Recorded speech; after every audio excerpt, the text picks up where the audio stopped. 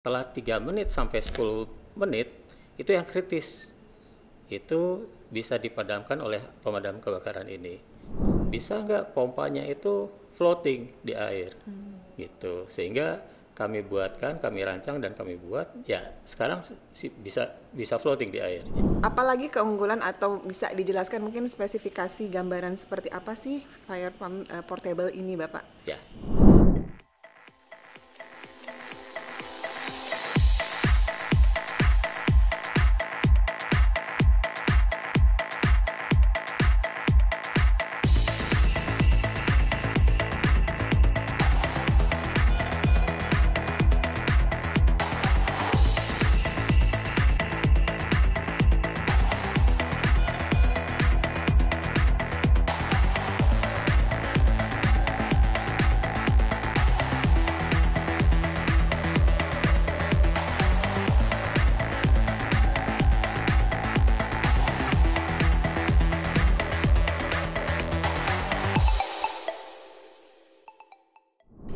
Halo sahabat tangguh, disiarkan dari J Expo Kemayoran. Selamat datang di podcast BNPB edisi ASEAN Disaster Management and Civil Protection Expo and Conference atau ADEXCO 2025. Kali ini bersama saya Trevi Jayanti Puspasari.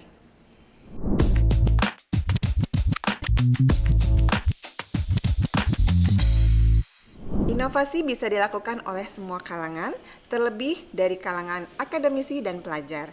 Tim dari program studi teknik mesin dari Fakultas Teknik Universitas Pasundan telah merancang sebuah mesin pemadam api yang dinamakan Fire Pump Portable. Sebagai informasi, alat ini pernah mendapatkan penghargaan pada ajang Lomba Nasional Tahunan Rancang Bangun Mesin atau LNT-RBM ke-12 di tahun 2023. Saat ini telah bergabung bersama kita Bapak Insinyur Farid Rizayana MT selaku dosen jurusan Teknik Mesin Fakultas Teknik Universitas Pasundan yang akan berbagi informasi terkait fire pump sebagai inovasi peralatan kebencanaan. Bapak, apa kabar Bapak? Baik, Sehat? baik, terima kasih. Bapak, kita akan ngobrol-ngobrol ya Pak ya, sedikit terkait dengan portable fire pump ini Bapak. Mungkin bisa diceritakan kepada sahabat tangguh, kira-kira apa yang melatar belakangi atau ide dasar dari diciptakannya fire pump portable ini. Baik, terima kasih. Saya cerita saja ya sedikit ya. Jadi awalnya kami mengembangkan traktor gendong. Jadi traktor itu bisa digendong supaya bisa masuk ke lokasi-lokasi yang sulit ditempuh oleh petani.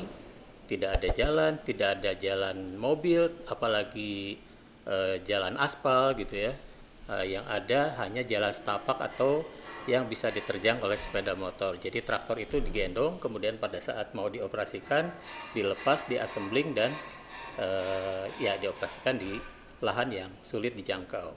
Nah, setelah kami kembangkan, kemudian kami sosialisasikan di berbagai daerah, ada satu daerah yang melihat produk kami, produk traktor gendong itu. Kemudian salah satu orang itu, Pak, kalau nggak salah di mana ya, saya lupa lagi, di Sumatera pokoknya. Pak, di tempat kami sering kebakaran, tapi pemadam kebakaran berupa mobil itu tidak bisa masuk. Aksesnya terbatas gitu ya Pak ya. Aksesnya terbatas. Jadi buatkan dong pemadam kebakaran yang bisa digendong supaya kami bisa masuk ke lokasi-lokasi yang tidak terjangkau oleh kendaraan alat berat. Betul, ya Pak ya. Gitu. Akhirnya kami buatkan karena dasarnya sudah ada traktor yang digendong, jadi kami membuatnya lebih mudah, tidak sesulit membuat traktor gendong gitu. Jadi setelah itu sebulan kira-kira kami develop, akhirnya jadi diuji cobakan, ya berhasil gitu ya, berhasil dibuat, kemudian berkembang.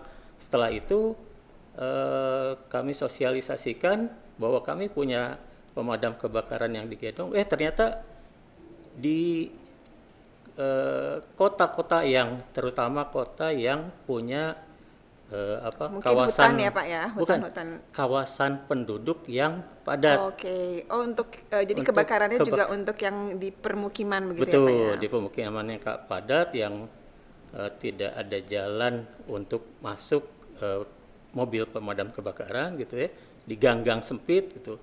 Kan kalau di gang-gang sempit sekalinya kebakaran sudah habis satu kawasan habis gitu ya, cepat sekali. Nah, ini diperlukan pemadam kebakaran gendong itu. Jadi arahnya ke sana. Jadi ada dua fungsi utama pemadam kebakaran gendong ini, bisa untuk hutan, bisa untuk kawasan penduduk yang sulit dijangkau oleh pemadam kebakaran. Begitu kira-kira. Berarti selain dengan tadi keunggulannya dia bisa di segala medan, terutama medan yang sempit ya Pak ya. Betul. Apalagi keunggulan atau bisa dijelaskan mungkin spesifikasi gambaran seperti apa sih fire pump portable ini Bapak? Ya. Jadi kalau di hutan jika ada kebakaran itu harus ada 2 orang. Ada 2 orang, satu cari titik api, satu lagi cari titik air. Gitu. Jadi nanti setelah ketemu ya kira-kira 100 meter misalkan, ini nanti dihubungkan dengan portable pipa atau selang gitu ya, selang khusus untuk kebakaran. Jadi itu yang di skenario seperti itu. Nah, kalau di kebakaran khusus untuk di pemukiman itu kita harus menyediakan sumber-sumber air misalkan di toren yang setiap saat siap untuk digunakan untuk pemadaman kebakaran. Jadi spesifikasinya itu debitnya bisa sampai 80 liter per menit, kemudian tekanannya 0,25 megapascal gitu ya. Jadi itu kira-kira spesifikasinya. Kalau terkait dengan keefektivitasan dari alat ini Pak untuk memadamkan api gitu sudah sejauh mana terujinya Pak di penggunaannya di lapangan, di masyarakat seperti itu? Ya, kalau secara laboratorium di tempat kami di Universitas Pasundan, terutama di teknik mesin, itu kami sudah punya lab ujinya yang teruji, kemudian sudah kami daftarkan juga ke patennya gitu ya. Nah, kalau efektivitas di lapangan, ini yang susah diukur karena harus nunggu kebakaran juga, amit-amit ya kalau ada kebakaran. Jadi itu yang belum terukur sampai sekarang. Tapi untuk secara teoritis gitu ya, kalau terjadi kebakaran, misalkan di pemukiman, antara 0 sampai 3 detik pertama itu bisa dipadamkan oleh apar yang pakai tabung gitu ya. Gitu. Betul. Nah, setelah 3 menit sampai 10 menit itu yang kritis, itu bisa dipadamkan oleh pemadam kebakaran ini, gitu ya. Jadi kalau nunggu mobil pemadam kebakaran ini kan cukup lama nih nyampe ke lokasi. Nah, ini bisa dimanfaatkan sebetulnya untuk pemadaman kebakaran di 3 sampai 10 menit. Ini golden period ya, nih. di 3 sampai 10 menit setelah terjadinya kebakaran ya. Artinya kebakaran. Alat ini bisa digunakan oleh komunitas begitu ya Bapak Betul, ya? Betul. Komunitas yang memang dia beresiko terhadap kebakaran itu bisa memiliki gitu ya Pak ya, untuk bisa mengoperasikan sendiri sambil memang menunggu dari pemadam kebakaran yang datang gitu ya Pak ya? Ya, betul sekali. Nah Pak, dalam proses untuk pada saat pembuatan alat ini, apa saja tantangan yang dihadapi oleh Bapak dan tim Pak? Ya, terima kasih. Jadi yang pertama itu pengujian lapangan. Nah, yang real itu sulit dilakukan karena sampai sekarang ya kita tidak bisa menunggu kebakaran terjadi gitu ya. Kemudian yang kedua kualitas air di hutan itu air pasti tidak bersih. Nah, ini yang menjadi tantangan kami sehingga kami menciptakan pompa yang bisa menggunakan air sekotor apapun gitu air. Itu saja sih sebetulnya. Kemudian dari selama ini diuji coba atau mungkin sudah digunakan gitu ya Pak ya, adakah masukan dan atau mungkin evaluasi ya dari akhirnya kita harus melakukan peningkatan dari inovasi alat ini nih gitu. Ada nggak Pak yang sudah selama ini dari benar-benar mungkin versi pertama terus kemudian berkembang itu apa saja kira-kira kebutuhan dari pengguna kemudian itu yang nanti akan menjadi perencanaan untuk pengembangan alat? Ya, yang pertama kami membuat, kan ada 2 pompa nih sebetulnya ya. Pompa untuk memadamkan kebakaran yang digendong itu dan satu lagi pompa feeder yang dipompakan dari air sungai atau air danau atau reservoir air gitu. Jadi ini pompanya tadi Bapak bilang berjarak 2 orang, satu megang pompa yang tadi feeder itu, satu yang digendong. Dan jaraknya itu sekitar bisa sampai 100. Sampai 100 meter. Dari titik air gitu ya, berarti 2 orang ini yang memegang pompa jaraknya bisa sampai 100 meter gitu ya Pak ya? Betul. Nah, pompa feeder ini yang di sumber air itu awalnya kita buatkan dari traktor tadi.